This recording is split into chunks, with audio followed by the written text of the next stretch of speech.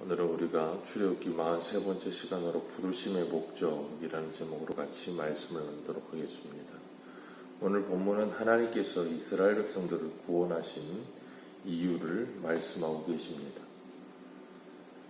이스라엘 백성들이 홍해를 건너고 모세가 하나님 앞에 찬송하던 그 찬송 속에 하나님이 이스라엘 백성들을 부르신 목적이 있는데, 출애굽기 15장 17절에 이렇게 고백합니다.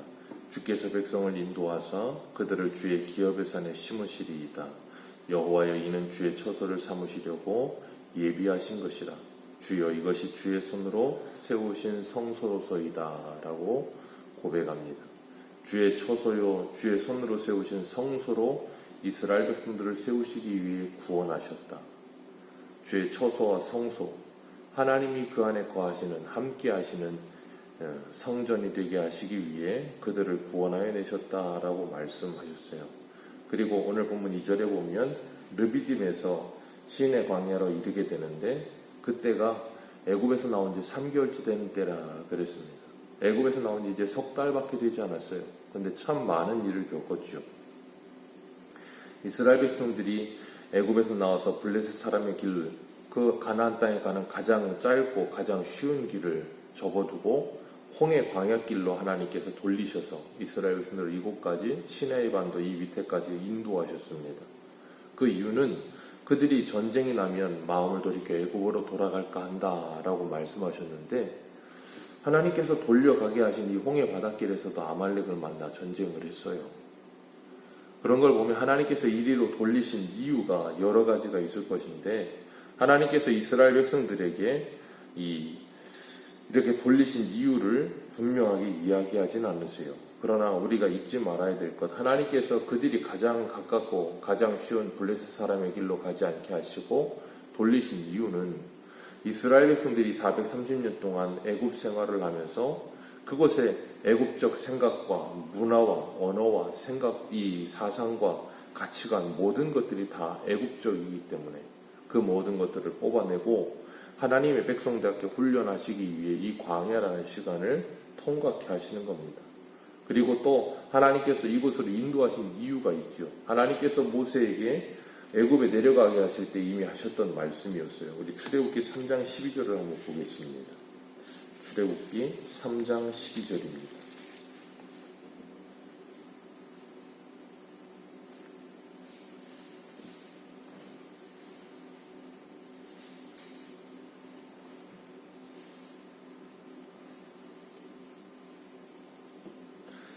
3장 10절부터 12절까지 같이 읽겠습니다. 시작. 이제 내가 너를 바로에게 보내어 너에게 내 백성 이스라엘 자손을 애굽에서 인도하여 내게 하리라.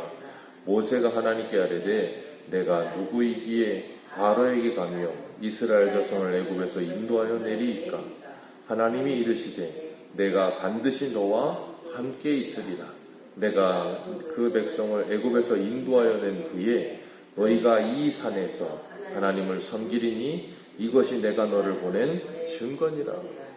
하나님께서 모세를 애굽에 보내실 때 증거로 주신, 내가 너를 보냈고 그들을 반드시 애굽에서 데리고 나오게 될 것이다 하신 증거를 주신 것이 바로 이거였어요. 그 백성들을 데리고 이곳에 와서 예배하게 될 것이다. 증거라고 주신 것이 애굽에 내려가기 전에 확인되어야 그걸 확신을 가지고 갈 텐데, 그게 아니고 미래에 될 일이 증거다라고 말씀하시면서 가라 그러신 거예요. 그리고 정말로 하나님께서는 그렇게 이스라엘 백성들을 데리고 결국에는 하나님이 모세에게 말씀하신 그 증거대로 이 시내산에 도착한 거예요. 그리고 거기서 하나님을 섬기게 되는 겁니다. 하나님께서는 이렇게 하나님의 말씀을 반드시 이루시는 하나님이다라는 것을 모세에게 가르치신 거예요. 이스라엘 백성들은 이 내용이 무슨 내용인지 모를 거예요. 근데 모세는 알아요. 모세는 이스라엘 백성들을 데리고 나오면서 하나님께서 이 언약을 반드시 지키시는 분이라는 것은 여기 와서 이미 알게 된 거예요. 그렇기 때문에 우리가 하나님은 언약의 하나님이라는 것을 기억하고, 하나님의 말씀은 반드시 더딜지라도 기다리면 지체되지 않고 반드시 응한다는 하박국의 말씀처럼 반드시 이루어진다는 것을 우리는 보게 되는 겁니다. 하나님께서는 모세를 불러 이스라엘 백성들에게 하나님의 말씀을 전하라 하시면서 모세를 산으로 부르셨어요. 그리고 4절에 뭐라 그러시냐면 내가 애굽 사람에게 어떻게 행하였음을 그들에게 전하라 그렇게 말씀하세요. 하나님이 모세를 보내셔서 애굽에서 10가지 재앙을 내리실 때 내가 애굽에 어떻게 행했는지 그들이 다 보고 경험하지 않았느냐. 그걸 그들에게 다시금 기억나게 하라는 거예요. 그리고 그들을 애굽에서 데리고 나오실 때 어떻게 독수리 날개에 업어 그들을 인도하여 내었는지, 여기까지 어떻게 이끌은 이 3개월 동안 그들을 어떻게 내가 인도해 왔는지를 다시 기억하게 하라는 거예요. 왜요? 이스라엘 백성들은 이 짧은 3개월 동안에 정말 많은 일을 경험했어요. 홍해가 갈라지고 바로가 그 안에서 군대와 함께 수장당하고, 하나님께서 마라를 단물이 되게 하시고 엘림을 경험하게 하시고 아말렉과 전쟁을 경험하게 하시고 만나를 주시고 정말 바위에서 물이 터져 나오게 하시고 정말 많은 하나님의 은혜를 경험하게 하셨어요. 그런데 그 많은 은혜를 경험하고 그 짧은 3개월 만에 그 많은 은혜를 경험하고도 그들은 조금만 어려운 일이 오면 불평을 해요. 그런 그들에게 그들이 그동안 걸어오면서 하나님께서 그들에게 베푸신 은혜를 쭉 열거하면서 기억하게 하라는 거예요. 우리도 마찬가지죠. 우리가 일상생활 속에서 조금만 힘든 일이 오고 어려운 일이 와도 우리가 때로는 원망하고 불평할 때가 있거든요. 그럴 때마다 우리가 잊지 말고 기억해야 할 것은 내가 어떻게 구원받았으며 내가 뒤를 돌아보면서 하나님께서 나를 얼마나 큰 은혜로 여기까지 인도하셨는가를 생각해야 되는 거예요. 왜냐하면 우리는 너무나도 쉽게 은혜를 잃어버리기 때문에 그 은혜를 다시금 기억하게 하시는 겁니다. 그리고 그들로 하여금 하나님의 은혜 가운데 감사하며 주님의 말씀을 기억하게 하시는 거예요. 그렇기 때문에 우리가 잊지 말아야 될 건 우리의 신앙은 항상 이 성경 속에 있는 말씀이 우리의 삶에서 경험되게 하셔서 하나님이 누구신지를 체험하게 하시는 신앙이라는 거예요. 우리가 어제도 마태복음 하면서 보았지만 바리새인 서기관들이 사두개인들이 와서 표적을 보여달라 할 때 예수님은 요나의 표적밖에 보여줄 게 없다 그러셨어요. 그러나 그들에게는 그렇게 말씀하셨지만 다른 사람들에게는 예수님께서 많은 표적을 보여주셨습니다. 그런 것처럼 하나님의 말씀은 오늘도 우리에게 이 삶을 통해서 생활을 통해서 경험되게 하셔서 하나님이 정말 살아계시며 모세가 하나님께서 모세에게 증거로 주셨던 이 말씀이 시내산에서 성취되는 것처럼 하나님의 말씀이 우리의 삶을 통해 경험되고 성취되는 것을 우리가 깨닫게 될 때 우리의 신앙은 견고해지고 더 단단해지는 것입니다. 그렇기 때문에 우리는 날마다 하나님의 말씀을 묵상하며 그 삶을 순종함으로 따라가면서 하나님이 살아계심을 경험해야 되는 거예요. 오늘 본문 5절을 같이 한번 5절과 6절을 읽겠습니다. 시작. 세계가 다 내게 속하였나니 너희가 내 말을 잘 듣고 내 언약을 지키면 너희는 모든 민족 중에서 내 소유가 되겠고 너희가 내게 대하여 제사장 나라가 되며 거룩한 백성이 되리라. 너는 이 말을 이스라엘 자손에게 전할지니라. 하나님께서 그들을 애굽에서 그리고 여기까지 어떻게 인도했는지를 전하라 그러셨고 그들을 어떻게 은혜를 베푸셨고 어떻게 인도하셨는지를 기억하게 하시면서 그들이 앞으로 어떻게 살아야 될지를 하나님께서 그들에게 말씀하시는 거예요. 세계가 다 하나님께 속하였다. 애굽에서 그들에게 보여주셨고 바로가 홍해에서 수장당하는 것을 통해서 하나님은 제국도 무너뜨리시는 전능하신 하나님이구나. 이 세상의 주관자가 정말 맞으시구나 하는 걸 깨닫게 하시고 그 하나님의 말을 잘 들으면 그리고 내 언약을 지키면 너희는 모든 민족 중에서 내 소유가 될 것이다. 그리고 내가 너희를 제사장 나라 삼고 거룩한 백성이 되게 할 것이다. 이것이 내가 너희들을 애굽에서 이끌어낸 이유다라고 말씀하시는 거예요. 하나님께서 홍해를 건넌 모세의 찬양을 통해서 하나님께서 이스라엘 백성들을 구원하신 이유를 말씀하시고 여기서도 말씀하시는 거예요. 그들을 하나님의 성소 삼으시기 위해서 그들을 구원하여 내셨고 제사장 나라를 삼으시려 성소만 되게 하시는 것이 아니라 그 하나님이 그 안에 거하시면서 그들로 하여금 제사장 나라가 되고 거룩한 백성이 되게 하셔서 이 세상 하나님을 모르는 세상을 하나님과 화목하게 하는 직책을 감당하게 하시려고 그들을 구원하여 내셨다라고 말씀하고 계시는 거예요. 그래서 8절에 이 하나님의 제안, 이 하나님의 언약을 들은 이스라엘 백성들이 뭐라고 고백하냐면 일제에 응답하여 이르되 여호와의 명령대로 우리가 다 행하리이다. 그들이 그걸 고백을 해요. 여호와의 명령대로 우리가 다 행하리이다.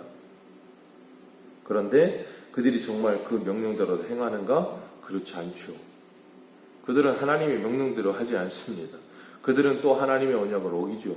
그런데도 불구하고 하나님은 그 언약에 신실하시게 그 언약을 이루어내세요. 그래서 결국은 누구를 통해서 이 언약이 완성되냐면 예수 그리스도를 통해 이 언약이 완성되는 겁니다. 그래서 하나님께서 그들을 제사장 나라 만드시는 거예요. 왕 같은 제사장 되게 하시고 거룩한 백성이 되게 만드시는 거예요. 구약의 제사를 보면 그들이 수많은 제사를 드렸지만 그들은 그 제사에 실패했고 성전이 있었지만 성전이 기능을 상실했고 그래서 예수님이 오셔서 단번에 자신의 몸으로 그 제물이 되셨고 왕 같은 대제사장이 되셨고 성전이 되셔서 그 모든 것을 다시 회복시키시고 완성하셔서 우리들을 구원하여 내시고 내가 너희들과 함께 하겠다. 에스겔에 말씀하시는 그 여호와 삼마 하시는 것처럼 우리 안에 함께 하시는 거예요. 그래서 하나님의 언약을 완성하시는 거예요. 그래서 베드로전서 2장 9절과 10절 이렇게 고백하지요. 오직 너희는 택하신 족속이요 왕 같은 제사장들이요 거룩한 나라요 그의 소유된 백성이니 이는 너희를 어두운 데서 불러내어 그 기이한 빛에 들어가게 하신 자의 아름다운 덕을 선전하게 하려 하심이라. 너희가 전에는 백성이 아니더니 이제는 하나님의 백성이요 전에는 긍휼을 얻지 못하더니 이제는 긍휼을 얻은 자니라. 아멘. 이게 바로 하나님께서 우리를 구원하여 내신 이유예요. 하나님의 성전이 되게 하시고 거룩한 나라가 되게 하시고 왕같은 제사장이 되게 하셔서 그 아름다운 덕을 우리를 어두운 데서 불러내어 기이한 빛에 들어가게 하신 그 아름다운 덕을 선전하게 하시려고 하나님의 말씀의 증인이 되게 하시려고 그리스도의 편지와 향기가 되게 하시려고 우리를 불러내셨다. 우리를 구원하셨다라고 말씀하세요.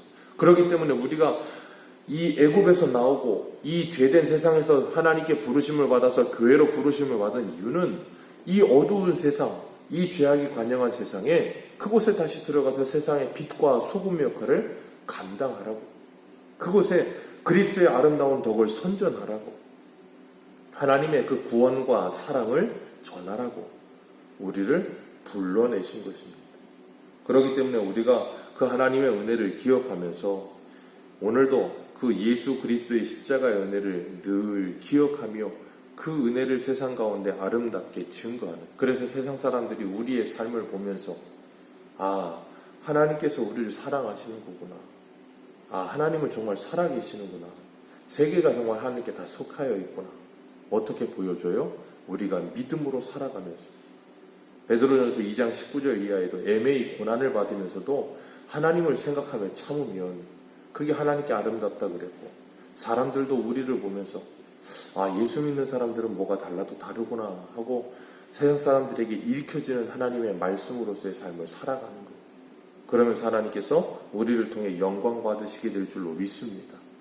오늘 하루도 우리를 부르신 그 목적에 합당하게 하나님의 성소로서 도둑의 구렬이 아닌 하나님의 성전이 되어서 하나님의 말씀을 담고 세상과 하나님을 화목하게 하는 직책을 받은 사명자로서 오늘 하루를 살게 되시기를 축복합니다.